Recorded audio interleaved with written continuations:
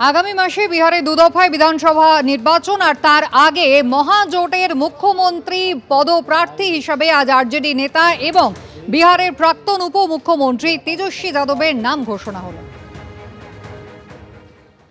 जो विश्वास आप लोगों ने हम पे जताया है उस उम्मीद पर हम जरूर खरे उतरेंगे और मिल करके जो डबल इंजन की सरकार है, एक इंजन भ्रष्टाचार में है, एक इंजन अपराध में है, ऐसी 20 साल पुरानी निकम्मी सरकार को हम लोग उखाड़ करके फेंकेंगे। গোটা রাজ্য জুড়ে নারী সুরক্ষা ইতিমধ্যেই প্রশ্নের মুখে। বিভিন্ন জায়গা, শুধুমাত্র এই শহর নয়, রাজ্যের বিভিন্ন প্রান্ত, বিভিন্ন জেলা, সেখানেও কিন্তু নারী নিরাপত্তা নিয়ে প্রশ্ন উঠতে শুরু করেছে। একদিকে এসএসকেএম হাসপাতাল, যেখানে ট্রমা কেয়ারের শৌচালয় নিয়ে গিয়ে এক 15 বছরের নাবালিকাকে যৌন হেনস্থা করা হয়েছে বলে অভিযোগ উঠেছে, যার বিরুদ্ধে অভিযোগ তাকে ইতিমধ্যেই গ্রেফতার করা হয়েছে। অন্যদিকে গাইঘাটায় চিকিৎসকের বোন, তিনি পেশায় ইঞ্জিনিয়ার, তার শ্লীলতাহানি করা হয়েছে বলে অভিযোগ। বীরভূম, যেখানে একেবারে প্রাথমিক স্বাস্থ্য কেন্দ্রের মধ্যেই একজন নার্স, তিনি কর্তব্যরত অবস্থায় রক্তাক্ত হয়েছেন দুষ্কৃতীদের হাতে। দক্ষিণেশ্বরে একেবারে মেট্রো স্টেশনের বাইরে জনবহুল এলাকা, একজন মহিলা সন্ধ্যে 7:30 নাগাদ অফিস থেকে ফিরছিলেন আর সেই সময় শ্লীলতাহানির শিকার হয়েছেন তিনি, এমনটাই অভিযোগ করেছেন। অন্যদিকে উলুবেড়িয়ার ঘটনা আপনারা জানেন, যেখানে কর্তব্যরত মহিলা জুনিয়র চিকিৎসক একেবারে মারধর করা হয়েছে, শুধু নয়, তাকে ধর্ষণের হুমকি পর্যন্ত দেওয়া হয়েছে। অন্যদিকে বেঙ্গালুরুতে এক বাঙালি, তাকে গণধর্ষণের শিকার হতে হয়েছে বলে অভিযোগ।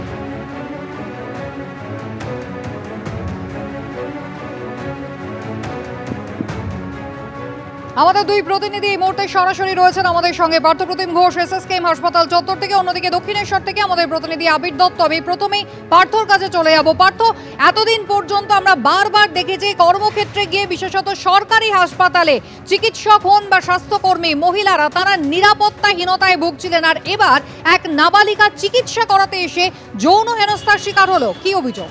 একেবারে দেখো, এবং সেক্ষেত্রে যে অভিযোগটা উঠলো কোন জায়গায়, রাজ্যের কলকাতা শহরের মধ্যে 1 নম্বর সুপার স্পেশালিটি হাসপাতাল এসএসকেএম হাসপাতালের মধ্যে এরকম যৌন নির্যাতনের অভিযোগ, সেই অভিযোগটা সামনে এসছে। এবং যে বিষয়ে তোমাকে বলবো যে গতকালকের এই ঘটনা, এবং সেক্ষেত্রে বছর 15 নাবালিকা এসএসকেএম হাসপাতালে আউটডোরে চিকিৎসা করার জন্য আসেন, এবং তার পরবর্তীকালে যেটা জানা যাচ্ছে যে তার পরিবার পরিজনেরা যখন টিকিট করতে গেছে বা চিকিৎসা সংক্রান্ত বিভিন্ন নথি তৈরি করছে, তখন কিন্তু এই অমিত মল্লিক নামে এক যুবক, বছর 34-এর, যে হচ্ছে আগে শম্ভুনাথ পণ্ডিত হাসপাতালে কর্মরত ছিল এবং তার জন্য যে ইউনিফর্ম, সেই ইউনিফর্ম তার কাছে ছিল। বর্তমানে এনআরএস হাসপাতালে নিরাপত্তা এজেন্সির হয়ে নিরাপত্তার ডিউটি করে এনআরএস হাসপাতাল, আমরা জানতে পারছি। সেই অমিত মল্লিক কিন্তু তার পুরনো যে ইউনিফর্ম ছিল শম্ভুনাথ পণ্ডিত হাসপাতালে, তুমি জানো শম্ভুনাথ পণ্ডিত হাসপাতালে যারা কাজ করে তারা কিন্তু এসএসকেএম হাসপাতালে নিয়মিত যাতায়াত করে, সেই ইউনিফর্ম পরে একেবারে হাসপাতালের মধ্যে ছিল। দুটি প্রশ্ন, এক হচ্ছে সেটা হচ্ছে কি উদ্দেশ্যে সে এসেছিল, এবং তার পরবর্তীকালে জানা যাচ্ছে যে ওই ইউনিফর্ম পরে ভেতরে থেকে হাসপাতালের মধ্যে তার অবাধ যাতায়াত ছিল।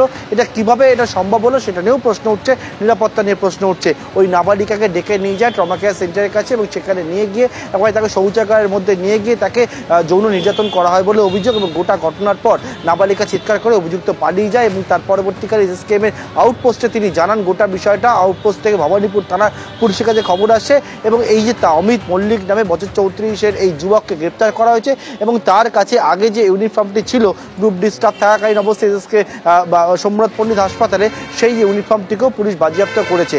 আজকে তাকে আদালতে পেশ করা হবে, এবং তার বিরুদ্ধে পক্সো আইনে মামলা রুজু করা হয়েছে। এবং স্বাভাবিকভাবে তুমি যে কথা শুরুতেই বললে নিরাপত্তা নিয়ে, একেবারে এসএসকেএম হাসপাতালের মতো জায়গায়, সেই জায়গায় এবারে চিকিৎসক স্বাস্থ্যকর্মীর পর রোগিনী এবং যারা রোগীর তার কিন্তু নিরাপত্তা নিয়ে আবারও একটা প্রশ্ন উঠলো। একেবারে এসএসকেএম হাসপাতালের ভেতরে চিকিৎসা করাতে এসে নাবালিকা যৌন হেনস্থার অভিযোগ উঠেছে, যার বিরুদ্ধে অভিযোগ এনআরএস হাসপাতালে তিনি অস্থায়ী কর্মী, এমনটাই জানা যাচ্ছে। ইতিমধ্যেই পুলিশ তাকে গ্রেফতার করেছে। অন্যদিকে কলকাতা পুরসভার মেয়র ফিরহাদ হাকিম, তিনি বলছেন আইনের পথে চলবে, কড়া ব্যবস্থা নেওয়া হবে।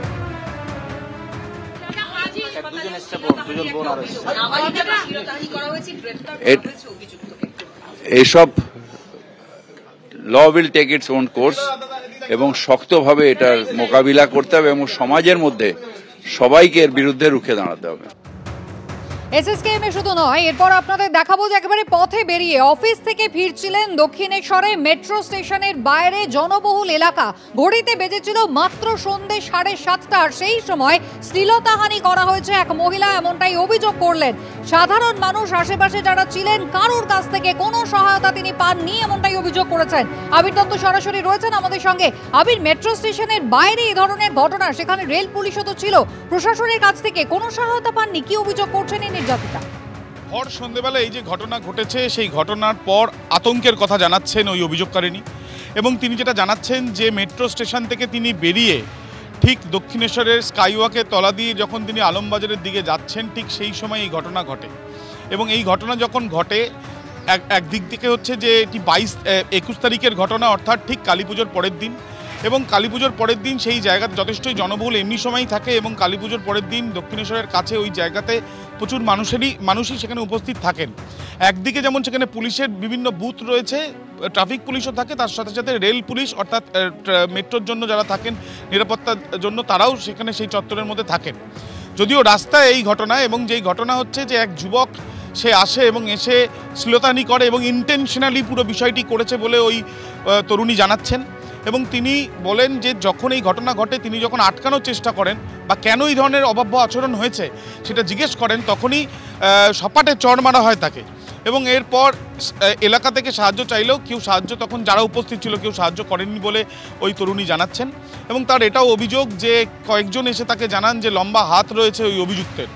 এবং এরপর তিনি সাহস করেই তিনি যান দক্ষিণেশ্বর থানাতে, লিখিত অভিযোগের সঙ্গে সঙ্গে পুলিশের তরফ থেকে এফআইআর করা হয়। পুলিশ চলে আসে ঘটনাস্থলে, এসে সেখান থেকে বেশ কিছু সিসিটিভি ক্যামেরার ফুটেজ তারা সংগ্রহ করে ওই কোন ব্যক্তি এই ঘটনা ঘটিয়েছে তার খোঁজ শুরু করা হয়। এবং তার পরবর্তীকালে গতকাল ওই ব্যক্তিকে প্রথমে ধরা হয়, ওই তরুণীকেও ফের থানাতে আসতে বলা হয়, তাকে শনাক্তকরণ প্রক্রিয়া চলে, অর্থাৎ এই ব্যক্তি এই ঘটনা ঘটিয়েছে কিনা তরুণীকে জিজ্ঞেস করা হয়। তরুণীর সম্মতি জানানোর পরে তাকে গ্রেপ্তার করা হয়েছে। এই ঘটনার পর ওই যিনি অভিযোগ করেছেন লিখিতভাবে ওই তরুণী, তিনি যেটা বলছেন যে তিনি নিরাপত্তাহীনতায় ভুগছেন। এবং দ্বিতীয়ত ভোর সন্ধ্যেবেলা অফিস থেকে ফেরার সময় এই যে ঘটনা, সেই ঘটনার পর তিনি আতঙ্কিত।